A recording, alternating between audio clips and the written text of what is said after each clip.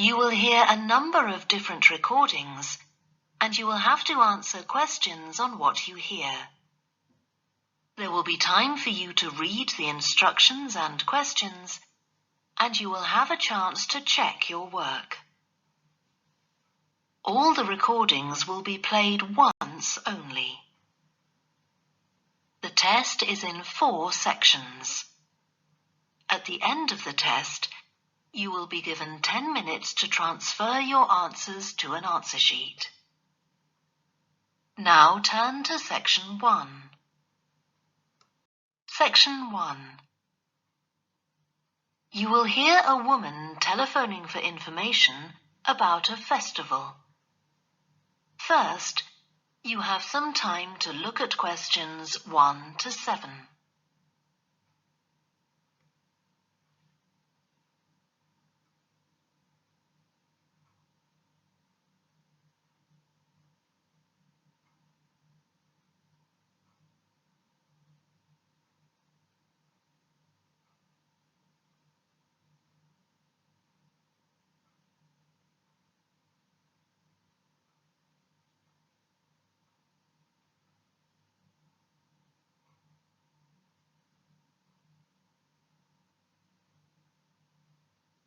You will see that there is an example that has been done for you.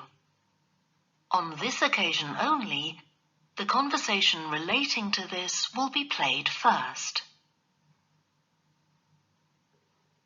Good morning, Stratton Festival box office. How can I help you? Oh, hello. My family and I are on holiday in the area, and we've seen some posters about the festival this week.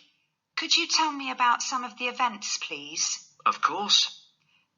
First of all, are there still tickets available for the jazz band on Saturday? There are, but only £15. The £12 seats have all been sold. The man says that tickets are available for £15, so 15 has been written in the space. Now we shall begin. You should answer the questions as you listen, because you will not hear the recording a second time. Listen carefully and answer questions 1 to 7. Good morning, Stratton Festival box office. How can I help you? Oh, hello. My family and I are on holiday in the area, and we've seen some posters about the festival this week. Could you tell me about some of the events, please? Of course. First of all, are there still tickets available for the jazz band on Saturday? There are, but only £15. The £12 seats have all been sold. OK, and the venue is the school, isn't it? Yes, that's right. The secondary school. Make sure you don't go to the primary school by mistake. And there's an additional performer who isn't mentioned on the posters. Carolyn Hart is going to play with the band. Oh, I think I've heard her on the radio. Doesn't she play the oboe or flutes or something? Yes, the flute. She usually plays with symphony orchestras, and apparently this is her first time with a jazz band. Well, I'd certainly like to hear her.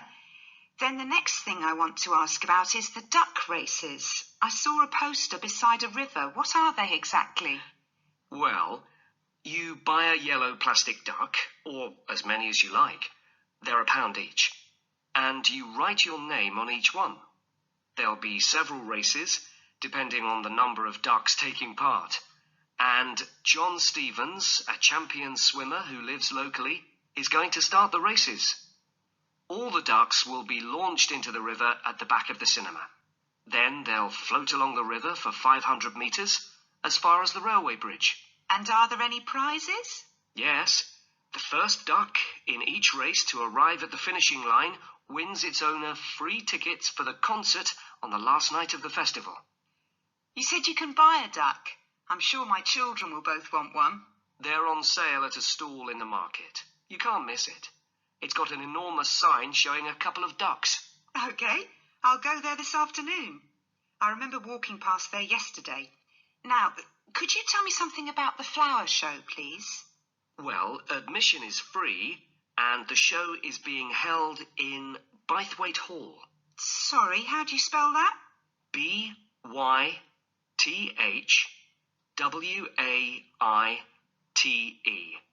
Bythwaite. Is it easy to find? I'm not very familiar with the town yet. Oh, you won't have any problem. It's right in the centre of Stretton. It's the only old building in the town, so it's easy to recognise. I know it. I presume it's open all day. Yes, but if you'd like to see the prizes being awarded for the best flowers, you'll need to be there at 5 o'clock. The prizes are being given by a famous actor, Kevin Shapless. He lives nearby and gets involved in a lot of community events. Gosh, I've seen him on TV. I'll definitely go to the prize giving. Right. Before you hear the rest of the conversation, you have some time to look at questions 8 to 10.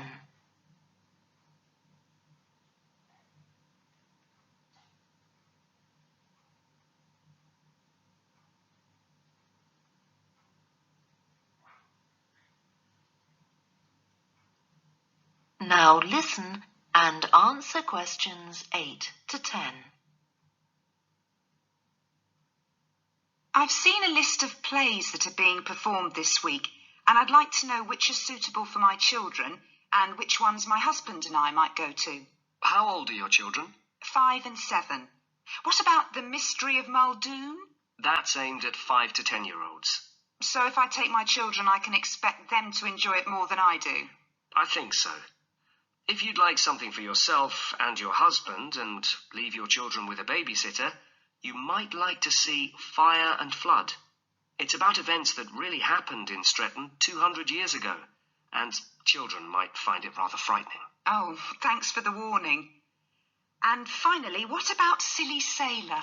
That's a comedy, and it's for young and old. In fact, it won an award in the Stretton Drama Festival a couple of months ago. OK. Well, goodbye, and thanks for all the information. I'm looking forward to the festival. Goodbye. That is the end of section 1. You now have half a minute to check your answers.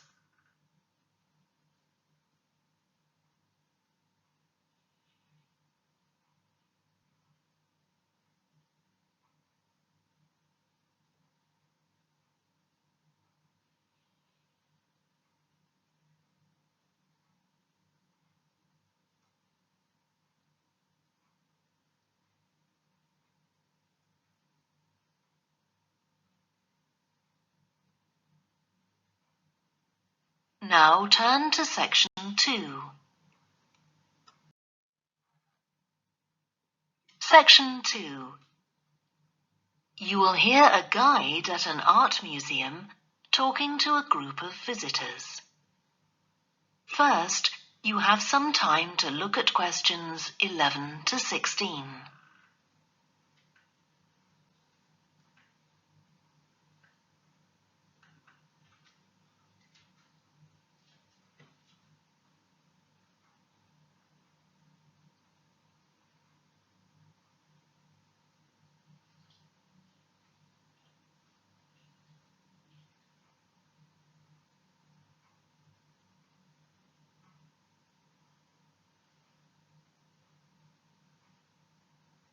Now listen carefully and answer questions 11 to 16.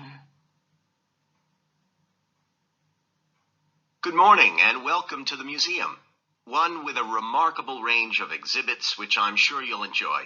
My name's Greg and I'll tell you about the various collections as we go around. But before we go, let me just give you a taste of what we have here. Well, for one thing, we have a fine collection of 20th and 21st century paintings, many by very well-known artists. I'm sure you'll recognize several of the paintings. This is the gallery that attracts the largest number of visitors, so it's best to go in early in the day before the crowds arrive. Then there are the 19th century paintings. The museum was opened in the middle of that century, and several of the artists each donated one work to get the museum started, as it were. So they're of special interest to us. We feel closer to them than to other works. The sculpture gallery has a number of fine exhibits, but I'm afraid it's currently closed for refurbishment. You'll need to come back next year to see it properly, but a number of the sculptures have been moved to other parts of the museum. Around the World is a temporary exhibition.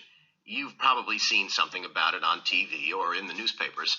It's created a great deal of interest because it presents objects from every continent and many countries and provides information about their social context, why they were made, who for, and so on. Then there's the collection of coins. This is what you might call a focused specialist collection because all the coins come from this country and were produced between 2,000 and 1,000 years ago. And many of them were discovered by ordinary people digging their gardens and donated to the museum.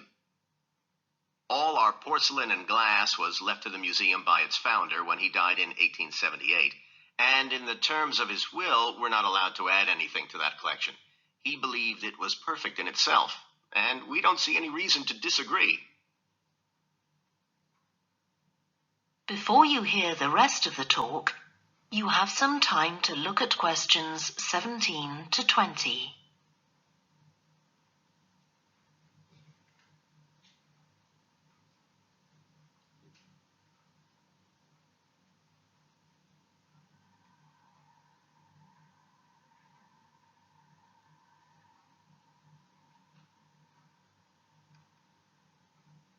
Now listen and answer questions 17 to 20. Okay, that was something about the collections, and now here's some more practical information in case you need it. Most of the museum facilities are downstairs in the basement, so you go down the stairs here. When you reach the bottom of the stairs, you'll find yourself in a sitting area with comfortable chairs and sofas where you can have a rest before continuing your exploration of the museum. We have a very good restaurant which serves excellent food all day in a relaxing atmosphere. To reach it, when you get to the bottom of the stairs, go straight ahead to the far side of the sitting area, then turn right into the corridor. You'll see the door of the restaurant facing you. If you just want a snack or if you'd like to eat somewhere with facilities for children, we also have a cafe. When you reach the bottom of the stairs, you'll need to go straight ahead, turn right into the corridor, and the cafe is immediately on the right. And talking about children, there are baby changing facilities downstairs. Cross the sitting area, continue straight ahead along the corridor on the left, and you and your baby will find the facilities on the left-hand side. The cloakroom, where you should leave coats, umbrellas, and any large bags, is on the left-hand side of the sitting area. It's through the last door before you come to the corridor. There are toilets on every floor, but in the basement, they're the first rooms on the left when you get down there. Okay, now if you've got anything to leave in the cloakroom, please do that now, and then we'll start our tour. That is the end of section 2. You now have half a minute to check your answers.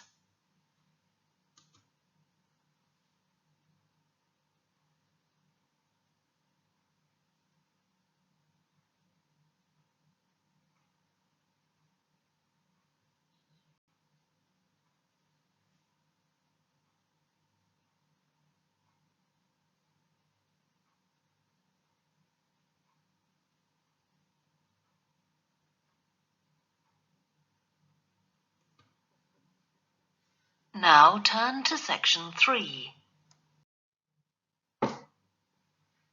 Section 3.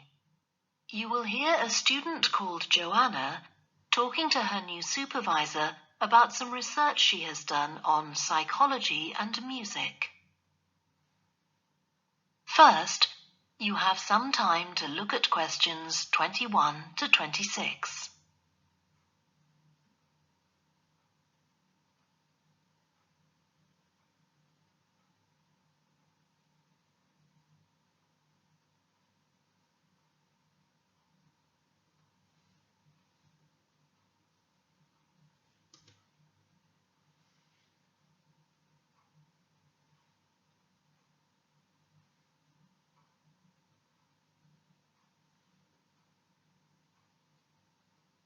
Now listen carefully and answer questions 21 to 26. Hi, Joanna. Good to meet you. Now, before we discuss your new research project, I'd like to hear something about the psychology study you did last year for your master's degree. So, how did you choose your subjects for that? Well, I had 6 subjects, all professional musicians and all female. 3 were violinists, and there was also a cello player and a pianist and a flute player. They were all very highly regarded in the music world, and they'd done quite extensive tours in different continents, and quite a few had won prizes and competitions as well.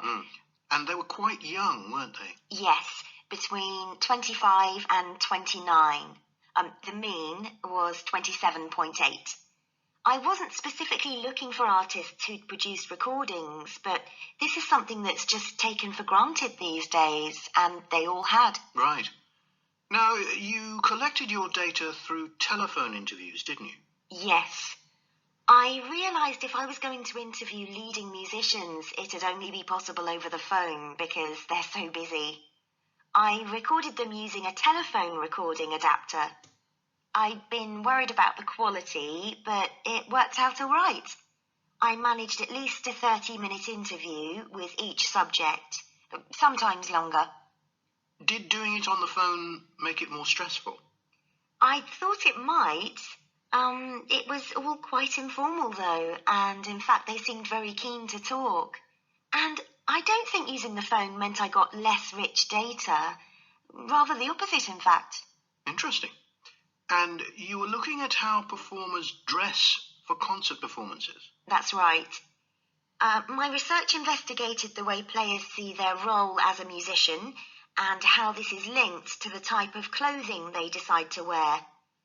But that focus didn't emerge immediately. When I started, I was more interested in trying to investigate the impact of what was worn on those listening, and also whether someone like a violinist might adopt a different style of clothing from, say, someone playing the flute or the trumpet. It's interesting that the choice of dress is up to the individual, isn't it? Yes, you'd expect there to be rules about it in orchestras, but that's quite rare. Before you hear the rest of the discussion, you have some time to look at questions 27 to 30.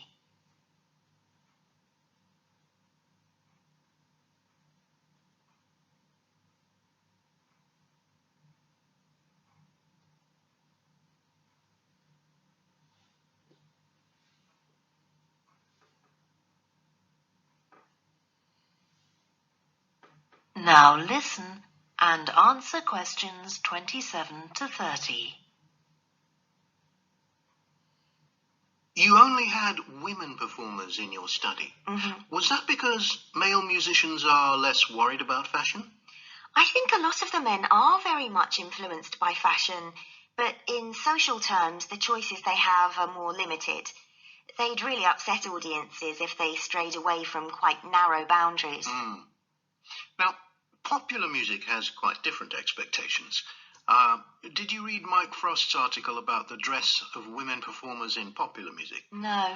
Well, he points out that a lot of female singers and musicians in popular music tend to dress down in performances and wear less feminine clothes, like jeans instead of skirts.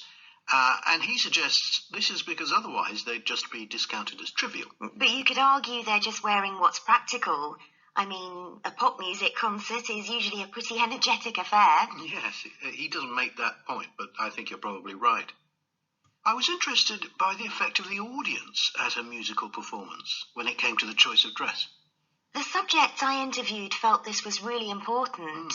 It's all to do with what we understand by performance as a public event. They believed the audience had certain expectations, and it was up to them as performers to fulfill these expectations, to show a kind of esteem. They weren't afraid of looking as if they'd made an effort to look good. I think in the past, the audience would have had those expectations of one another too, but that's not really the case now. Not in the UK, anyway. No. And I also got interested in what sports scientists are doing too with regard to clothing. Musicians are quite vulnerable physically, aren't they? Because the movements they carry out are very intensive and repetitive, so I'd imagine some features of sports clothing could safeguard the players from the potentially dangerous effects of this sort of thing. Yes, but musicians don't really consider it. They avoid clothing that obviously restricts their movements, but that's as far as they go. Anyway, coming back to your own research, do you have any idea where you're going from here? I was thinking of doing a study using an audience, including... That is the end of section 3. You now have half a minute to check your answers.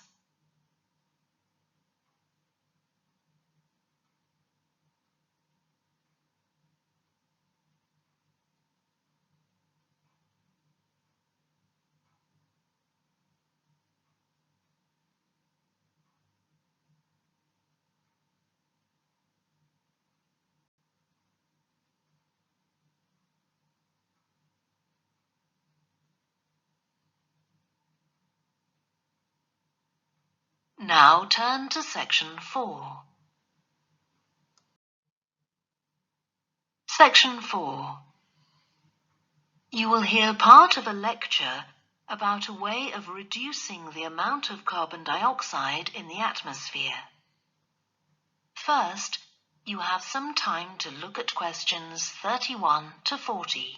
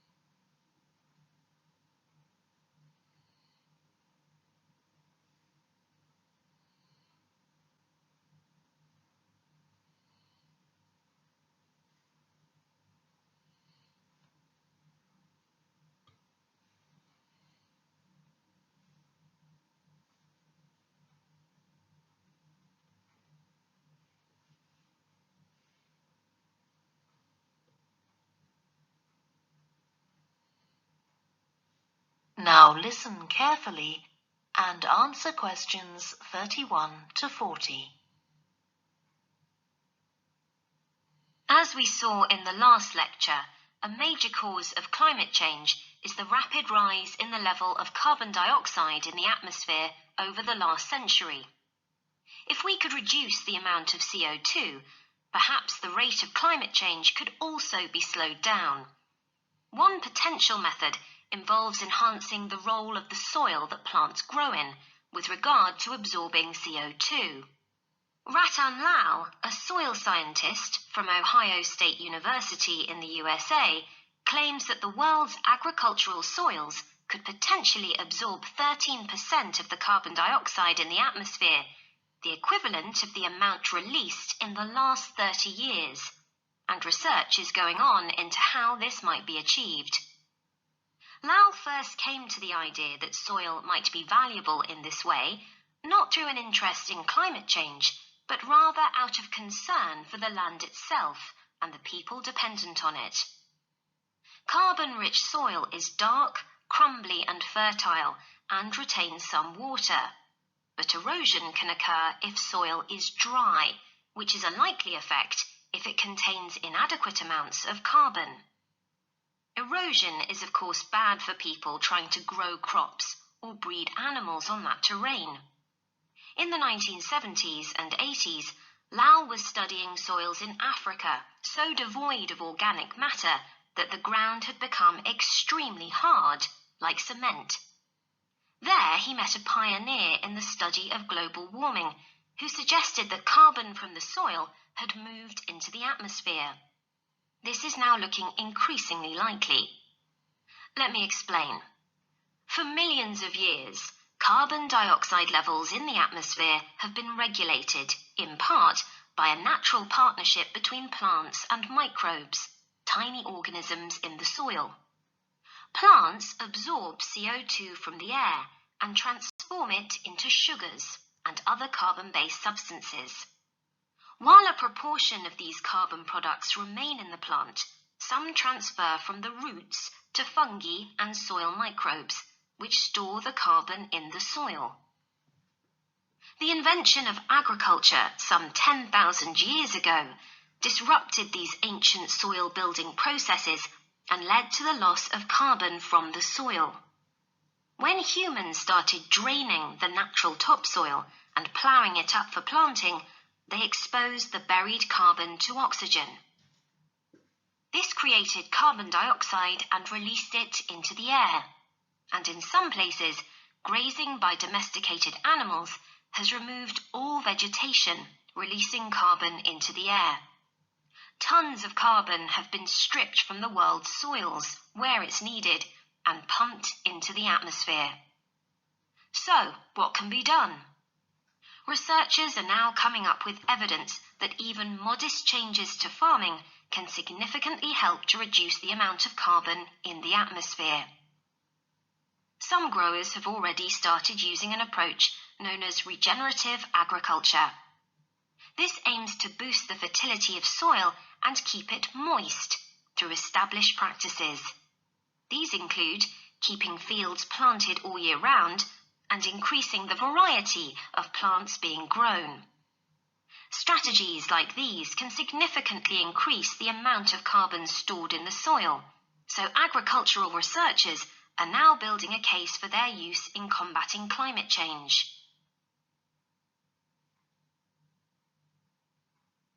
One American investigation into the potential for storing CO2 on agricultural lands is taking place in California. Soil scientist Wendy Silver of the University of California, Berkeley, is conducting a first-of-its-kind study on a large cattle farm in the state. She and her students are testing the effects on carbon storage of the compost that is created from waste, both agricultural, including manure and corn stalks, and waste produced in gardens, such as leaves, branches, and lawn trimmings. In Australia, soil ecologist Christine Jones is testing another promising soil enrichment strategy. Jones and 12 farmers are working to build up soil carbon by cultivating grasses that stay green all year round. Like composting, the approach has already been proved experimentally. Jones now hopes to show that it can be applied on working farms and that the resulting carbon capture can be accurately measured. It's hoped in the future that projects such as these will demonstrate the role that farmers and other land managers can play in reducing the harmful effects of greenhouse gases. For example, in countries like the United States, where most farming operations use large applications of fertilizer, changing such long-standing habits will require a change of system.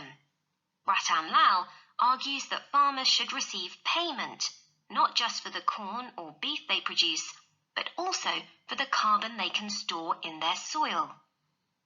Another study being carried out. That is the end of section 4. You now have half a minute to check your answers.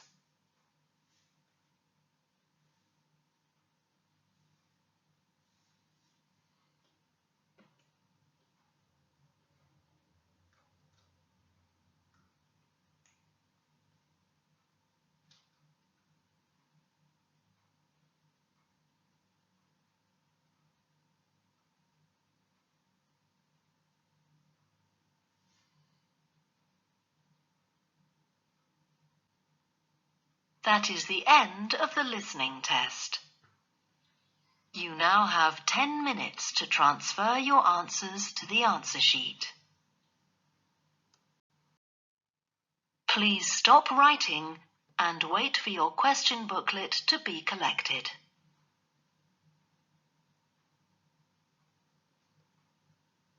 Test 4.